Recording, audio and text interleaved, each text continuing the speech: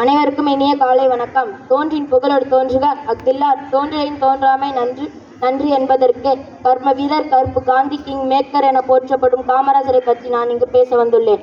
விருதுநகரில் 1903 ஜூலை 15 குமாரசாமி சிவகாமி அம்மையாருக்கு மகனாக பிறந்தார். இவரது இயற்பெயர் காமாட்சி. பெற்றோர்கள் இவரை செல்லமாக ராசா என்று அழைப்பார்கள். காமாட்சி, ராசா இந்த இரு பெயர்களின் இணைப்பே காமராஜர். காமராஜர் தனது பள்ளி படிப்பை சத்திரிய வித்யாசாலா பள்ளியில் தொடங்கினார். குடும்பத்தின் வறுமை காரணத்தால் 6ஆம் வகுப்பு வரை மட்டுமே கல்வி பயின்றார்.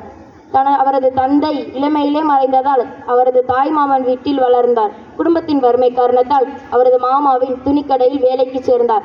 பல தலைவர்கள் உரையாற்றுவதை பார்த்த காமராஜர் தனது 16வது வயதில் தன்னை காங்கிரஸ் கட்சியில் இணைத்துக் கொண்டார்.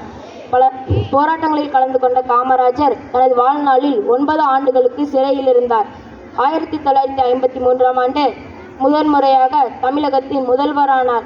1953 ராஜாஜி கொண்டு வந்த குலக்கல்வி திட்டத்தால் எதிர்ப்புகள் கிளம்பியது. இதனால் காமராஜர் தனது முதற் பணியாக குலக்கல்வி திட்டத்தினை கைவிட்டு மூடப்பட்ட 6000 பள்ளிகளை திறந்து வைத்தார். மேலும் இலவச மதிய உணவு திட்டத்தினையும் வழங்கினார். காமராஜர் ஒரு முறை திருநெல்வேலிக்கு சென்றிருந்த போது ஒரு சம்பவம் நடந்தது. காமராஜர் ரயில் கடக்க காத்திருந்த போது சிறுவர்கள் ஆடு மேய்த்து கொண்டிருந்ததை பார்த்தார். இதனை பார்த்த காமராஜர், என்னடா குழந்தைகளா, பள்ளிக்கூடத்துக்கு போகலையா என்று கேட்டார்.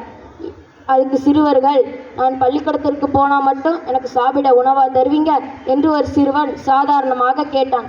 இதனை அறிந்த காமராஜர் படிக்கும் குழந்தைகள் பசியறியாமல் படிக்க வேண்டும் என்ற நோக்கத்துடன் இலவச மதிய உணவு திட்டத்தினை ஏற்படுத்தினார். மேலும் படிக்கும் குழந்தைகள் அனைவரும் சமம் என கருதி ஒற்றுமையாக கல்வி கற்க வேண்டும் என்ற நோக்கத்துடன் சீருடை திட்டத்தையும் அறிமுகப்படுத்தினார். காமராஜரின் சொந்த ஊரான விருதுநகரில் நகராட்சி ஒன்று அவருக்கு நேரடி குடிநீர் வசதியினை ஏற்படுத்தியது.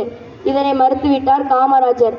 இவரது நேர்மையும் எளிமையும் என்னவென்று சொல்வது. மேலும் திருமணம் கூட செய்து கொள்ளாமல் தன் முழு வாழ்க்கையும் நாட்டிற்காகவே அர்ப்பணித்தவரும் இவரே.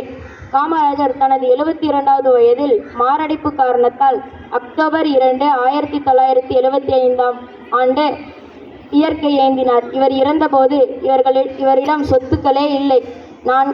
4 சட்டைகள், 2 வேஷ்டி, 2 ஜோடி செருப்பு மற்றும் 130 ரூபாய் பணம் மட்டுமே இருந்தது. இவ்வாறு எளிமையாக வாழ்ந்த காமராஜரின் பிறந்த நாளை தான் நாம் கல்வி வளர்ச்சி நாளாக கொண்டாடுகிறோம். நன்றி, வணக்கம்.